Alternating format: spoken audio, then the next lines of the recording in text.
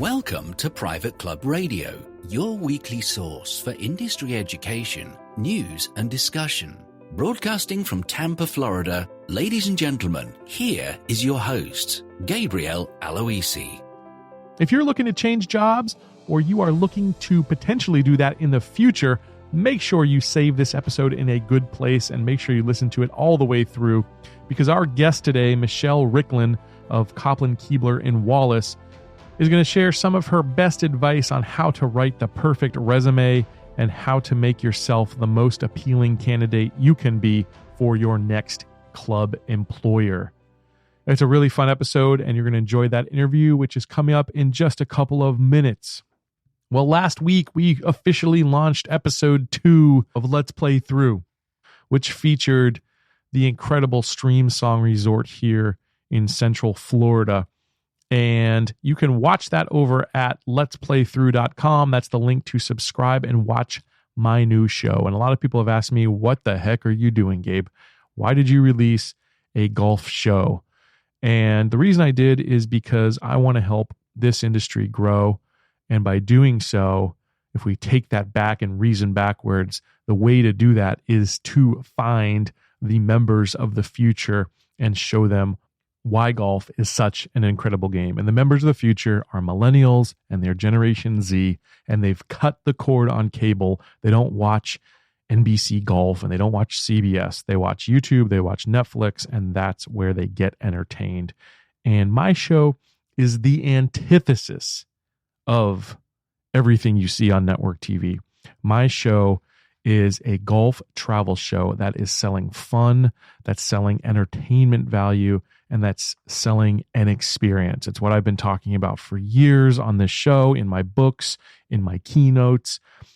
Golf needs to change and get the future generations into our game.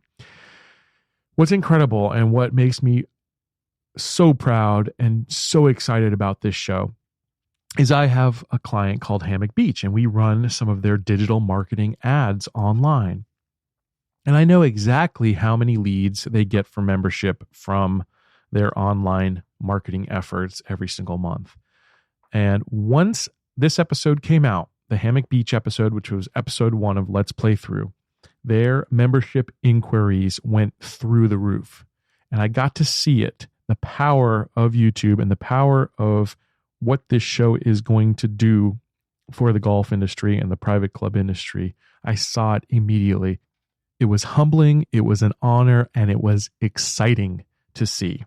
The show has just today, I think, crossed over the 1,200 view mark. And so it's just getting started. We're just getting started.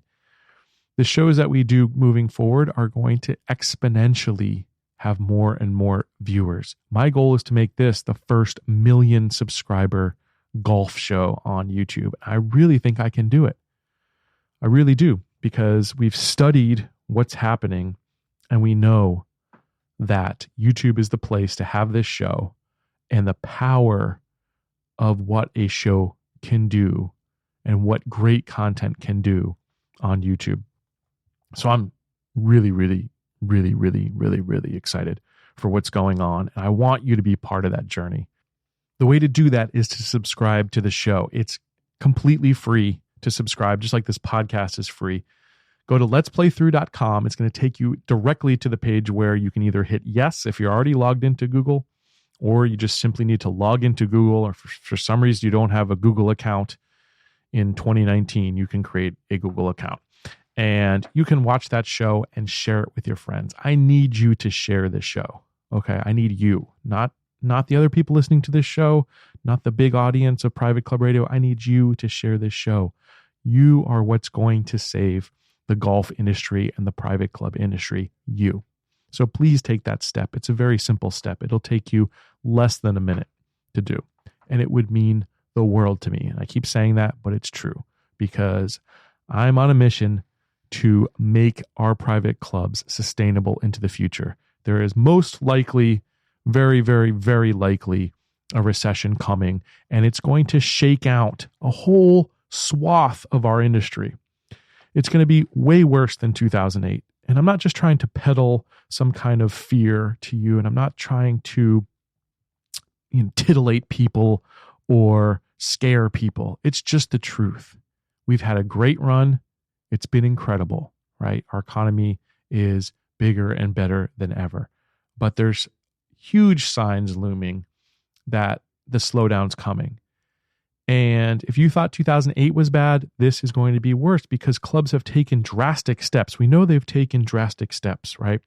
They've lowered initiation fees or gotten rid of them completely. And as much as I've tried to say that was a bad move, more and more clubs do it every single month, right? So we've gotten rid of initiation fees. Nobody has any skin in the game if you're on the low end of the market. The upper end is always going to be there, right? Those clubs are always going to survive.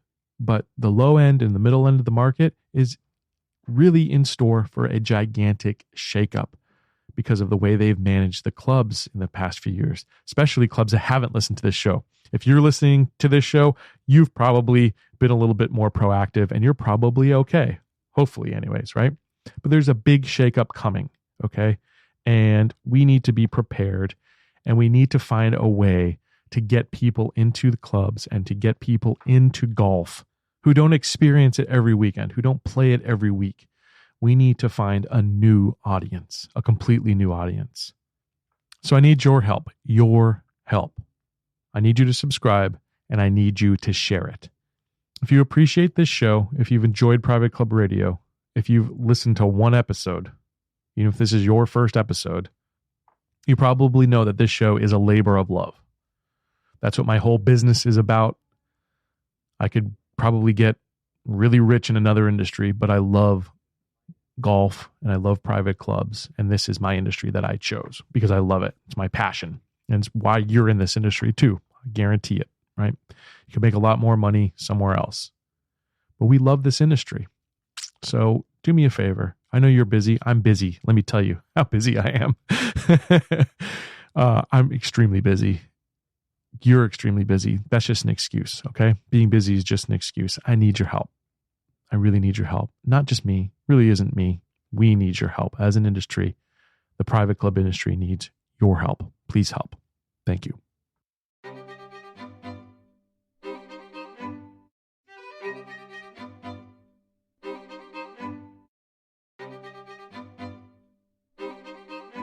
Well, my next guest is Michelle Ricklin of Kopplin Kuebler and Wallace. She's a career strategist and she is a search and consulting executive. Michelle was introduced to the Club Management Association of America 10 years ago, and she's actually their official resume writer. And she offers her time during the annual conference to assist members and students at the annual symposium. So that's super cool. She's a regular speaker for the CMAA conferences and chapter educations. And she is one of the newest members over at KKNW. Michelle, welcome to Private Club Radio.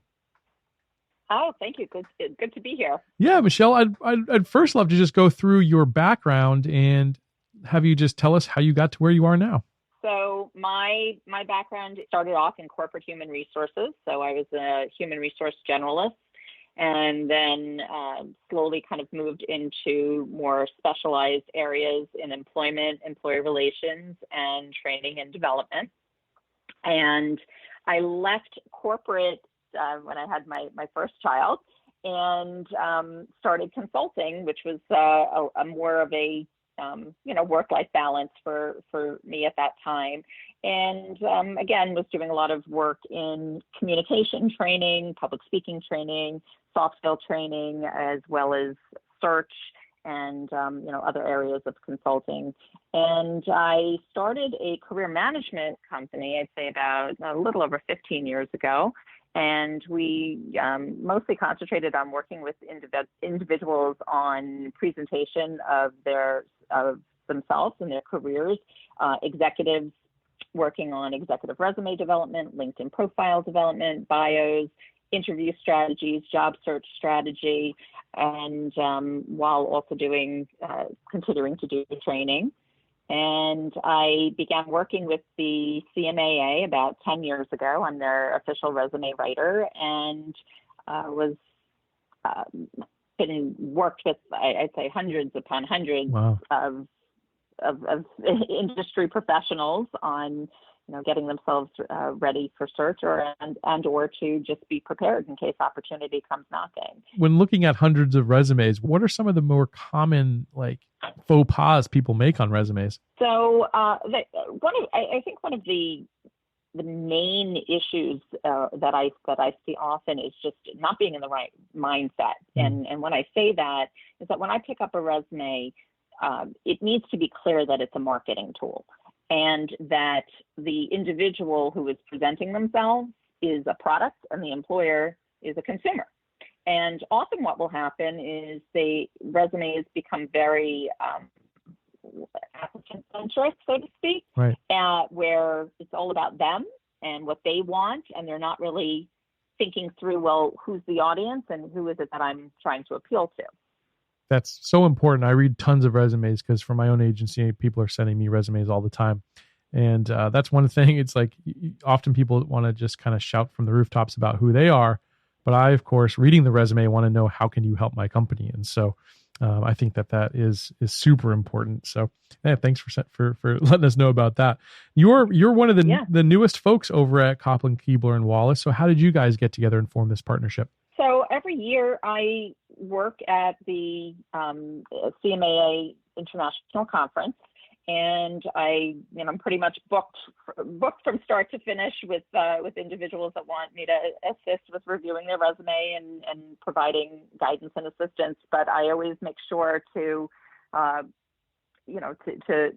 find who the other industry partners are along the way and have conversation. And of course, being in the space that I'm in, I want to make sure that the candidates that I am helping, that what I'm providing for them is in alignment with what the search firms are looking for. So I've been in conversation with Kopplin, Kuebler and Wallace for many years, just touching in, and they've referred people to me, and we've had nice conversations over the years, and as years kind of went on, it seemed to make sense to have more in-depth conversation about other things that we could be doing together. So we've been talking for a little while, and we finally made it happen this year. So I'm really excited about it. Congratulations. That sounds like the perfect match for sure. So as a job candidate looking for their next career move, I know it's really important that they create the right marketing tools for their career. So what does that look like to you, Michelle? All right. So there are several different tools that a person can use or should be using for what I would say is personal career marketing. So just to give you the base of known entities. So one would be you'd have a bio.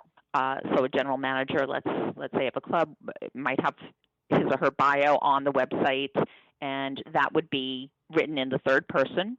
So it would be someone else is introducing that person. A bio is also used for speaking engagements, or it could be for public relations purposes. But a bio is always written in the third person with someone else introducing that individual. Then you have a resume. A resume would be used for either a job seeker, or again, everyone really should have an updated resume, because you never know an opportunity might appear, and you don't want to be in that situation where you're not prepared. Right. So a resume is written in the implied first person. So we don't use pronouns. It's a very concise document. It's not like an autobiography, but it's very clear, concise, and it serves a few main purposes. The first is it should brand, market, and sell that potential candidate toward a specific goal. Second, it should tell their career story, so it's clear to the reader where they've been, where they are, where they're potentially going, and how they could fit into somebody's organization. And then the last piece is it should dive deep into the experience. And what tends to happen over years when people just kind of keep adding on to the resume, is it becomes more of a laundry list of things that they've done rather than an intriguing narrative of what they've achieved and accomplished. So with that, we dive deep. In the experience section, we tell, well, what are some of the challenges that this person was faced with? What are the action steps that they then took? What were the positive end results, the impact that it may have had, and metrics to support whatever it is that we're saying. And then we take all of that and we package it nicely so that it's so that the individual doesn't look like a template, because you need to be able to differentiate yourself. Yeah. And then we, make it nice and tight and concise. Mm-hmm. Now, LinkedIn is equally as important today as the resume because it's going to be either the first or the second touch point that a person has of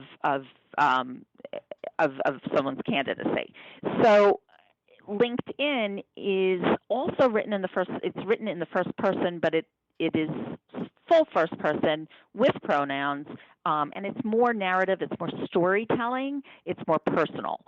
So the goal of a LinkedIn profile, it's almost as if the reader should be drawn in and encouraged to start a dialogue, and that's part of the goal of the LinkedIn profile. It's to connect with the person that is reading and ideally form some form of a relationship and start some form of a conversation. That's pretty awesome, and it's cool that you guys can help people do that and put that package together. I've seen in other industries, a lot of people are getting into video resumes. Is that something that you're seeing at all in the private club industry? I don't personally work on video resumes, but it's definitely, it's another tool that's out there. Yeah. Certainly portfolios are pretty popular as well, depending on where you are in the process, having a good solid brag book, so to speak.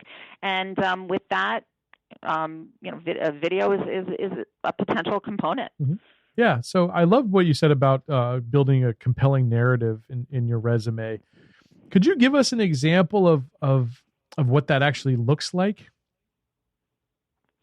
Well, when we create, it's unique for each individual. So ideally, in the beginning, I like to think of the first 1/3 of the resume as prime real estate. Right. And I have a few rules of thumb. So first of all, if somebody else can cut and paste what you've written, it's probably not as effective as it should be. And number two, I call it my peanut test, is if your profile sounds like a Peanuts cartoon where it starts sounding wah wah wah wah wah, Sure. like that. Yeah. Then again, not very effective. So what I work on with my clients is, well, what is the unique value proposition statement, and the kind of impact that should have is, I'll say, let's say that you're at a conference and you're someplace and you're speaking with a search consultant or a search executive, and they say, hey, I've got a really great opportunity and I think you'd be a good candidate, but I've already got 10 resumes that are sitting on my desk. So if you can tell me right here and right now why you and not them, then I'll throw those away. And what are you going to say? And that's kind of, one of the exercises that I like to walk through with my clients is you should always have that answer off, on the tip of your tongue. Yeah. What is it that you're going to say that is going to be so impactful as to why someone needs you as their employee, that it's going to get their attention? And that's what goes right up front, because that's the hook. Right. And once you've hooked them, well, then they continue reading. Yeah. I see so many cliches in resumes. Like I am a team builder, like I'm a motivated professional. Like I'm sure you're cutting on all that kind of stuff too, right? Right. Because that's what all fits into that peanut, right. Scenario right. is, I'm a goal-oriented, enthusiastic general map, and it's like, Exactly. I love that. How about cover letters? Is that something that people still do anymore, or is that kind of outdated? So cover letters will definitely depend on who is the recipient. Number one, it is always poor business etiquette to not send a cover letter. You always have to send a cover letter. Cover letters are a very good opportunity to speak directly to the position that you're applying for. So you don't want to just kind of toss it out as I don't need to really pay too much attention to this, because it can make or break you as a candidate. And then, of course, yes, there are certainly scenarios where it's not read, but you don't ever want to take the chance that that's going to be your scenario. You really do want to write it with full intention of it being read and it being relevant to the role that you're applying for. Perfect. Yeah, I love that. So you've got some steps that people can take in terms of putting their best foot forward. What would those be, Michelle?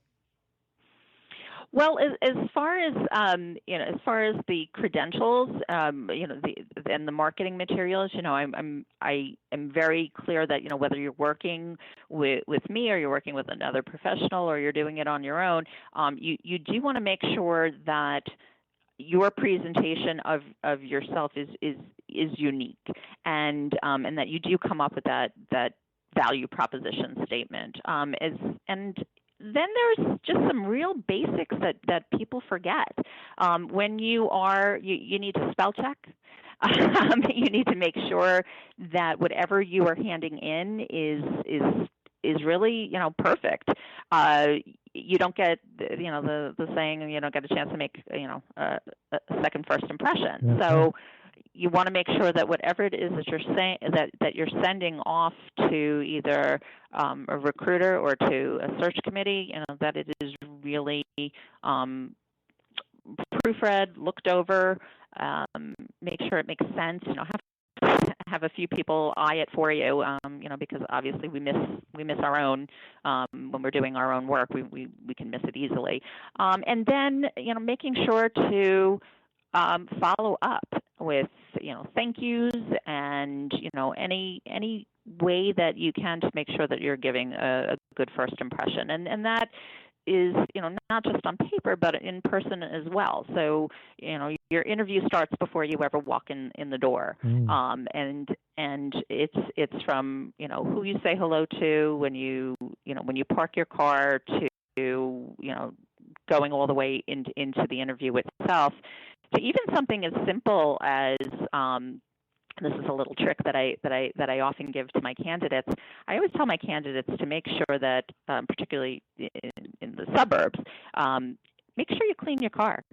Go to the car wash before you go on an interview, right? Because you never know when someone is going to say, "Well, let me walk you out," right? And they may be doing it on purpose. I love that. Yeah. I was actually playing golf this afternoon with someone, and what they told me was that he always does his hiring on the golf course. So he conducts his interviews with people on the golf course, because in that 4 hours, you really get to learn about somebody, and you can see if like they're a cheater, like, right? Do they use a foot wedge? Right. You can see if like how they handle pressure or how they handle adversity. And I thought that was just pretty fascinating way to do it. Yeah, no, I think, and absolutely, it makes sense. Yeah. And another little trick that I've seen is if we're going out to be taking a candidate out for a meal, how do they treat their server? Right. Yeah, that's a big one for sure. That's how they'll treat the employees for sure. Yeah. So now you've also got some tips on how to conduct an effective job search for yourself. What would those be, Michelle? Well, I think it's really, really important to, really kind of figure out, well, what is it that I want to do, and where do I want to do it? And then be realistic and making sure that, as you're looking through different openings, how do you align with the position? And let's say that there's something that's really interesting to you, and yet, you don't have the tools that's in your toolbox. Well, how do you go about and get that? Right. So it might, that might not be the position for now, but if that's something that, as you're kind of looking through and you say, wow, this is something I'm really interested in, not quite ready for it yet. Well, okay, that's the time to say, okay, well, next time a position like this comes around, I apply for what I need to do. So, Michelle, this is obviously just a few of the ways that you help your clients, and you do a whole lot more over at Kopplin Kuebler and Wallace. If folks want to learn more about your service and get in touch with you, how do they do that? Absolutely. I'm happy to speak with anybody that wants to have a conversation about how I can assist them. And they can just send me an email at Michelle, and that's MICHELLE, at kkandw.com, and it's spelled out kkandw.com. That's awesome. Michelle, I really appreciate your time and expertise on this, and I think you're going to help a lot of people out there. Thanks so much. Oh, my pleasure. Take care. How about that? Great interview from Michelle. Great advice. Hope you take it. Hope you use it. Hope you enjoy it and come back next week. I'll catch you then. As I always say, every week on this show, here's to your membership success. Private Club Radio is brought to you by Concert Golf Partners, helping to preserve and enhance private golf and country clubs. Visit concertgolfpartners.com to learn more about the recapitalization process.